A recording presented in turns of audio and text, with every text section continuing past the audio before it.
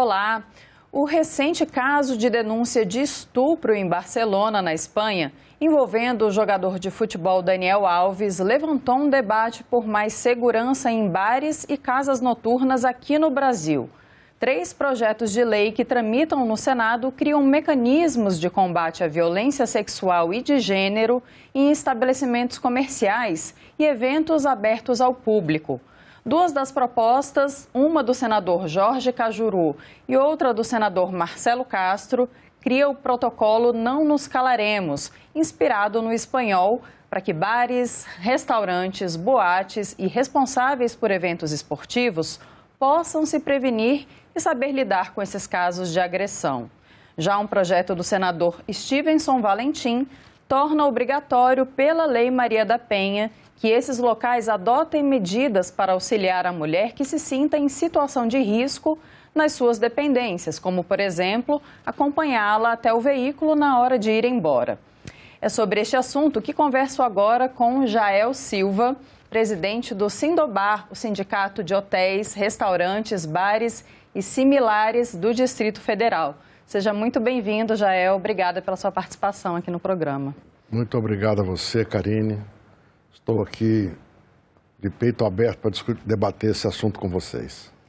Jael, um assunto tão importante, né, esse de violência sexual, ainda mais num setor em que mulheres e pessoas que sofrem tipo de violência sexual se sentem ameaçadas, né? São locais em que esse tipo de agressão é muito comum.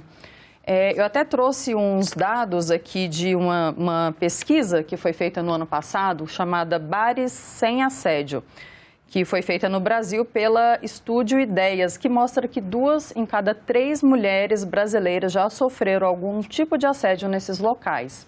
Então, eu queria saber do senhor, como é que o senhor vê essas medidas que estão sendo propostas nesses projetos de lei, qual que é a importância delas? Nós vemos que são sempre medidas muito meritórias e que nós as recebemos sempre muito bem, porque nós temos que mudar essa situação. No que pese eu achasse um pouco pesado demais esses números que estão aí, a gente é obrigado a reconhecer que existe realmente essa insegurança da mulher em determinados ambientes. E eu diria mais, não é apenas só no ambiente de bares, restaurantes, etc. Na cidade como um todo, né? No transporte coletivo, andando na rua. Então, são vários momentos em que elas se sentem muito inseguras. Nós, lá no Sindobar, já vimos há muito tempo tratando desse tema. Desde 2019 fazemos um trabalho em cima dessa situação. Até porque aqui no Distrito Federal já existe uma lei de alguma forma, orientando os empreendimentos do nosso setor, bares, hotéis, restaurantes, a adotarmos algumas medidas preventivas e de proteção à mulher. Então, assim, como eu disse, considero primordial a mudança dessa situação. E como é que os empresários têm recebido essas orientações? Existe algum tipo de resistência? Ou o senhor sente que, na opinião deles, eles acham até que seria bom para a imagem de cada estabelecimento? Como é que eles veem isso? A gente vê que alguns estabelecimentos, inclusive, já adotam algumas medidas, né? Você vê que alguns estabelecimentos já têm, por exemplo, questões de própria contratação de segurança. Ambientes de boates normalmente os têm, né? Alguns pubs têm, já buscando exatamente tentar controlar essa situação do assédio. O que nós, empresários, muitas vezes não gostamos que a lei trate é a questão impositiva para o empresário. A questão impositiva, que nós somos obrigados a fazer alguma coisa. Porque, na verdade, não faz parte da nossa expertise, de nós, empresários do setor, agimos como se fosse polícia, né? Então, nós precisamos de ter, primeiramente, um treinamento adequado sobre essa questão. O Estado tem que estar muito ativo nessa situação para que não haja confusão de que o empresário seja responsável por uma situação que muitas vezes é uma situação de Estado. Então teria que ser, na opinião do senhor, uma ação conjunta com o setor público, né, envolvendo outras áreas tanto de segurança pública, como também, de repente, num transporte público? Ela envolve, acho que até mais na questão de educação propriamente dita, começar das crianças, porque todos nós sabemos que o Brasil é considerado um país machista. Então nós temos que primeiro mudar um pouco esse conceito, né? Então, de que a mulher é submissa. Essa submissão, a partir de alguns tempos para cá, ela não aceita mais. E a partir do momento que ela não aceite, começam então os embates, né? E os embates têm se tornado bastante frequentes. Eu não sei se você se lembra, na época da pandemia, que as pessoas ficavam dentro de casa, era muito comum esses problemas de agressões domésticas. Sim. Exatamente porque cada um estava mais ou menos confinado ali e começavam a surgir assuntos, né, que não interessavam, não agradavam nenhum dos dois. Então, desde aquele momento, nós já vimos fazendo alguma coisa. Em 2019 mesmo, nós fizemos algumas ações aqui em Brasília, juntamente com se não me falha a memória, foi com a Procuradoria da Mulher aqui do Distrito Federal. Fomos nos estabelecimentos, conversamos com os colaboradores, convencemos o empresário, colocamos cartazes e fizemos isso de uma maneira muito legal. Em 2020, veio essa lei, já em função desse movimento que fizemos em 2019, veio a lei do deputado distrital Roberto Negreiros, em que nos coloca na situação, vamos dizer assim, de protetor das mulheres nos casos delas se sentirem ameaçadas nos nossos bares. Uhum. Essa é uma função que nós podemos, sim, fazer a partir do momento que não tem essa obrigatoriedade de ter, por exemplo, interceder ou impedir alguma coisa. Nós podemos, sim, orientar de forma que a gente não tem esse poder de polícia que para a gente incomoda muito. Mais em ações de treinamento, né, ensinando, de repente, técnicas para os colaboradores que até se sentem sem muito saber como agir, né, numa situação em que eles identifiquem de assédio, como que eles podem interferir ali, né? Eu acho que, nesse sentido, os empresários têm colocado essas preocupações? A receptividade é muito grande nesse sentido, porque o que a gente percebe? As próprias polícias têm as suas limitações de abordagem, né? Até de impedimento dessa abordagem,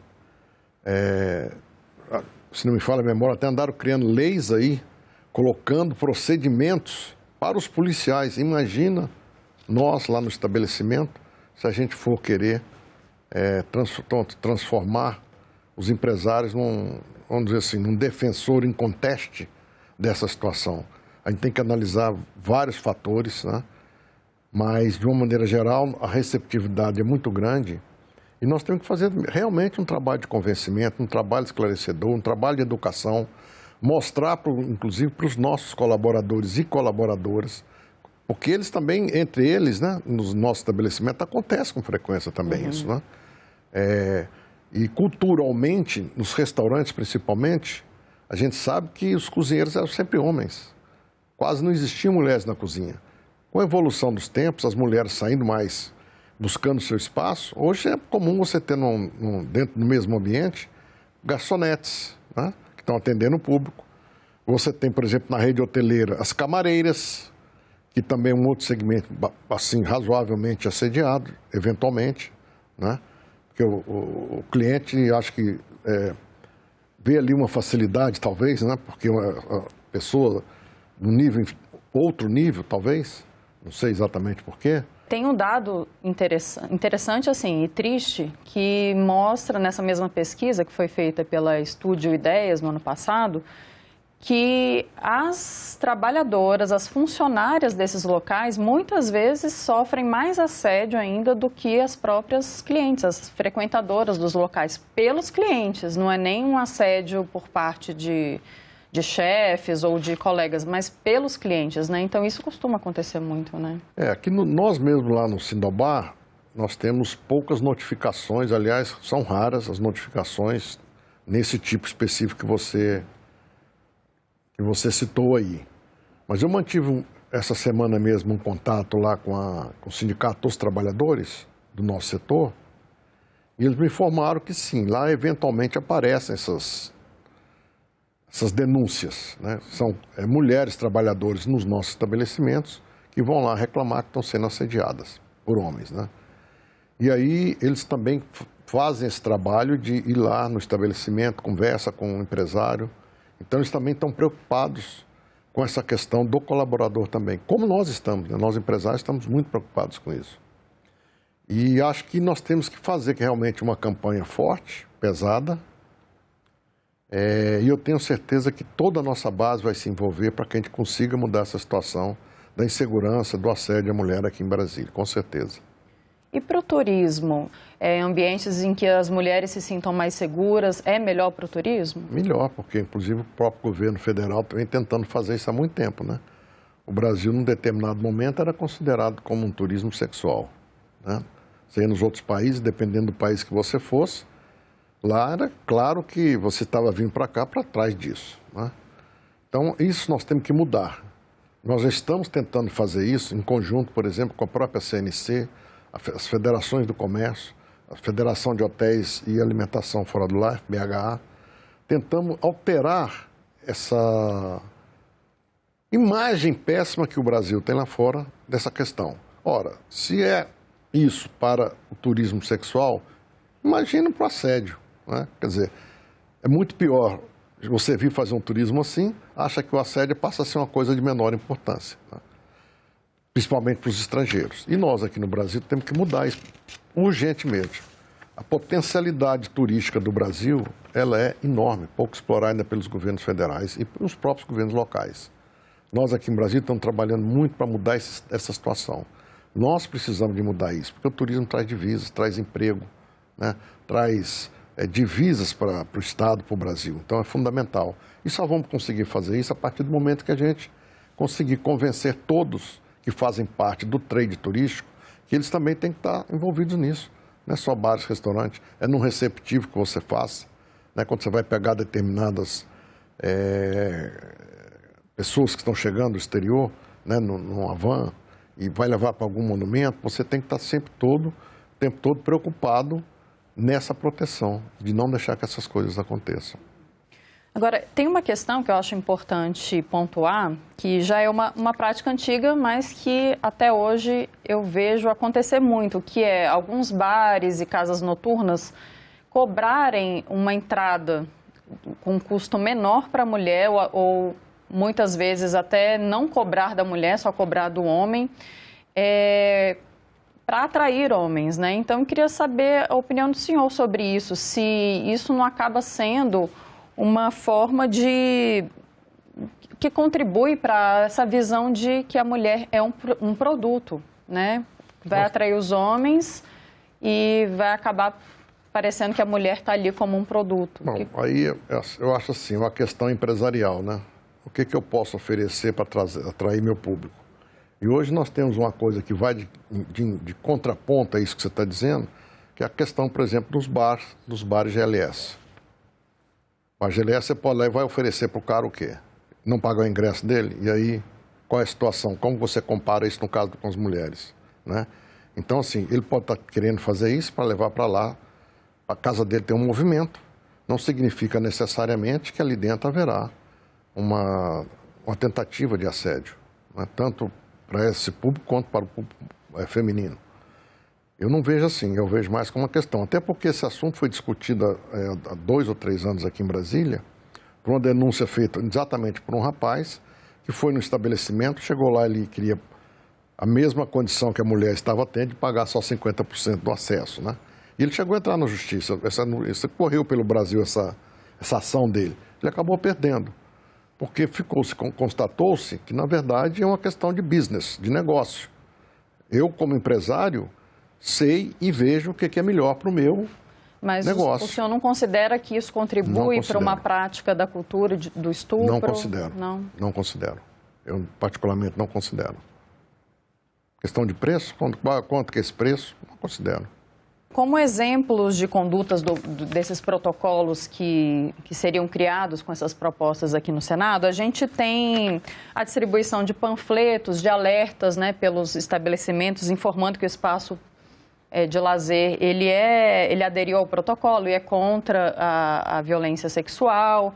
A gente tem também não deixar áreas mal iluminadas, acessos aos banheiros que sejam sempre monitorados. O que o senhor acha dessas medidas?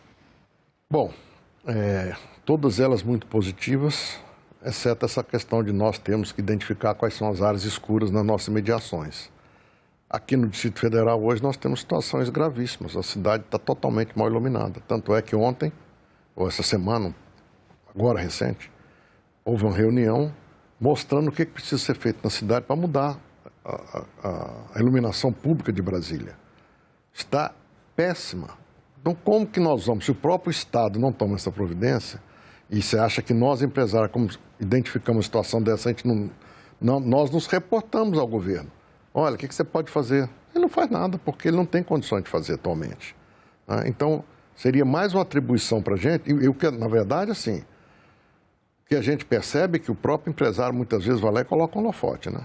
Isso aí pode andar pela cidade, que você vai perceber isso em alguns lugares aí. Ele chega, vê que está muito escuro, já foi lá na companhia de eletricidade, a companhia não resolveu, arranja uma série de problemas, de desculpas, e não resolve. E ele, para ver o ambiente melhor, ele vai lá e coloca a iluminação. Até porque existe pesquisas dizendo onde existe bares e restaurantes de uma maneira geral, esse ambiente, ou as proximidades desse ambiente, é mais seguro do que outros lugares. Isso é um fato, é constatado isso. Tem pesquisa nesse sentido. Por que eu vou naquele lugar? Eu vou naquela rua porque aquela rua tem 10 bares e restaurantes. Aí eu vou lá, que eu me sinto seguro, né? Então, até nesse ponto, essa situação peculiar, ela é importante para a gente. Nós estamos ligados nessa situação toda. Agora, mais uma vez, não podemos fazer o papel do Estado, de que teremos que colocar iluminação nas nossas casas. Não, denunciar para quem? O que adianta denunciar e ir lá fazer um boletim, né? A diversidade, né? As características de cada bar, de cada restaurante, de cada lugar são tão variáveis, assim, naquelas casas, como eu já disse anteriormente, que você tem a questão das pessoas que já fazem a segurança, de grande movimentação, de fluxo grande de pessoas, essa providência já é tomada, assim, né? Agora, imagina um barzinho aqui na cidade, vamos pegar aqui, Guará. Aí você vai num boteco daqui, você tem que ter uma pessoa lá para ficar o tempo todo vigiando se alguma coisa vai acontecer. Nesse sentido, aqui em Brasília, até tramitou um projeto desse aqui, na Câmara Legislativa, e nós fomos lá e conseguimos derrubar. O cara queria que nós contratássemos uma pessoa que pudesse identificar se aquela pessoa que está entrando ali estava com intenções de assédio. Meu Deus, como é que passa uma lei dessa? Eu entro no restaurante, eu entro no restaurante, casa, aí vem cá, você não pode entrar. Eu falo, por quê? Está querendo assediar aquela moça. Como assim? Nem que eu nunca vi mais gorda na minha vida. Então a lei, tem hora que ela extrapola o limite da onde que está o cidadão. Ela não pode interferir nesse processo, né? Aí eu digo cidadão e falo também enquanto empresário, que eu também sou empresário do setor. A gente não pode e não deveremos ter esse papel. Agora, nós vamos sempre procurar protegê-los, sempre procurar ajudar. Chamar a polícia, se for o caso, acompanhar até o carro, perguntar se precisa de outro tipo de ajuda, se está acompanhada por alguém, se tem alguém no mesmo ambiente, se ela realmente está se sentindo ameaçada ou se foi apenas uma impressão inicial. Isso tudo nós temos condições de fazer. Agora, não podemos fazer abordagens. Você está aqui, vem cá que você está incomodando aquela pessoa. Complicado para a gente. Questão de você fazer o treinamento. Como é que você faz um treinamento? Tem que ser gente especializada para treinar. Quem que é especializado para fazer esse tipo de treinamento? É a polícia. Então, talvez aí possa minimizar a questão de custo nesse sentido. Se você tiver que contratar um segurança, mais custo. Se você tiver que fazer, olhando a iluminação, colocar a iluminação, mais custo. Mas eu acho que o principal, essa questão do custo, a gente consegue até absorvê-la, sabe? Que não é tão assim significativo. O mais importante é tentarmos sensibilizar todos envolvidos, todos. Inclusive aquelas que se sentem assediadas, para elas saberem, as mulheres saberem, que naqueles locais, naquele estabelecimento, elas vão se sentir seguras. Quando ela entrar no banheiro, ela vai ver lá um cartaz pregado, em que no primeiro insegurança que ela tiver, ela vai e procura qualquer pessoa no estabelecimento ou gerente, se ela não conseguir localizar um atendente não conseguir atendê-la, resolver o problema dela, procurar um gerente e resolve a situação. Ela pode se sentir até mais encorajada a denunciar, né, esse tipo de situação, quando já existe esse alerta no local. Aquela campanha que nós fizemos aqui, eu achei, de todas essas que se falaram até hoje aí, eu achei a mais interessante, que é a questão do X na mão com batom, ou qualquer outra coisa. Porque basta você não tem que falar nada, né? Se você se sentir inseguro, você faz um X na sua mão, mostra para um garçom, mostra para uma pessoa e já sabe o que está se contando. Aí tiveram outras iniciativas, outros projetos, que dão o nome de um drink. Drink diabólico, significa que você está sob, né, ameaça, né, por exemplo. Mas aí cada restaurante tem que fazer um drink, tem que pensar num drink, tem que ter, sabe? Então tem toda uma logística que você tem que fazer para poder atender essa situação. E o alerta, os cartazes alertando, eles são, sim, muito bons, trazem muito bons resultados. A gente tem visto aí que desde essas campanhas que nós fizemos, a gente estava conversando aqui previamente, né? Que eu vou em restaurante hoje, desde 2019 que a gente fez campanha lá, os cartazes estão lá até hoje.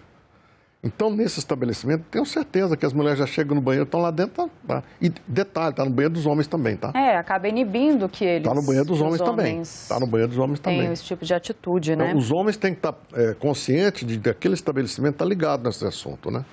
Uhum.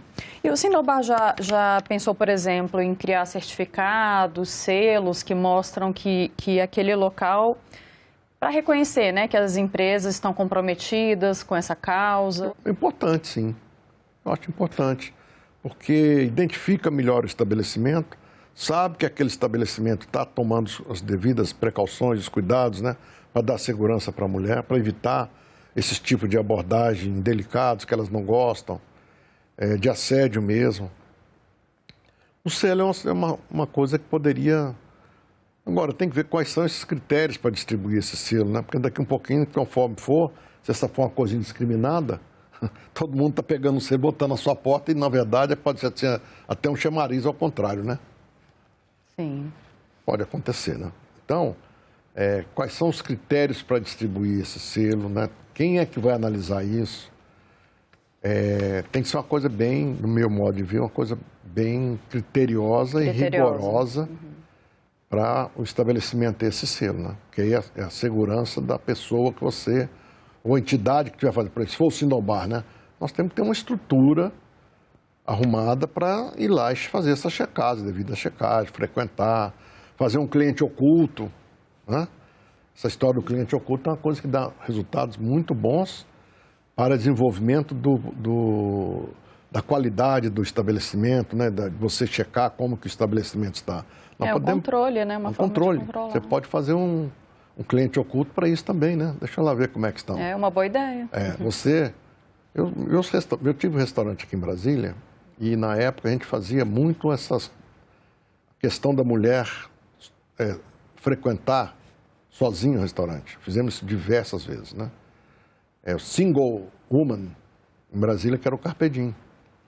Nós lançamos isso aqui logo na década de 80, 90 e pouco, 1990, 90 e poucos, que era uma maneira de dar segurança para ela, porque lá nós estaríamos, vamos dizer, antenados de que elas não seriam importunadas. E aí tem até um fato interessante que eu vou relatar aqui para você. Os garçons na época não gostavam muito. Eles achavam que as mulheres não gastavam, não bebiam, né, o suficiente. Então, eles não gostavam muito daquela... Falavam, rapaz, calma, devagar com dor, você vai ver com o tempo. Hoje você vai nos lugares, as mulheres vão lá com grupos de amigas, sentam.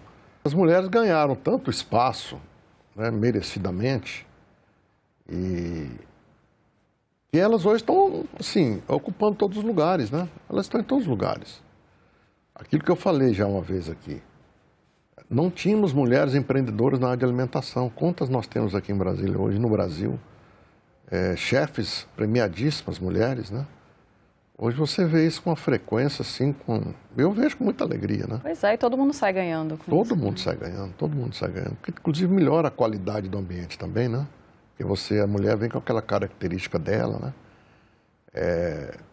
Mais dialogar, né? Tem mais, como é que eu vou dizer, mais paciência com as coisas. Então, tudo isso é muito, muito legal, muito importante e que ajuda fazer um treinamento até para os homens que estão naquele estabelecimento. Elas vão modificando aquela situação, né? Então a gente está, assim, temos que correr atrás, claro, né?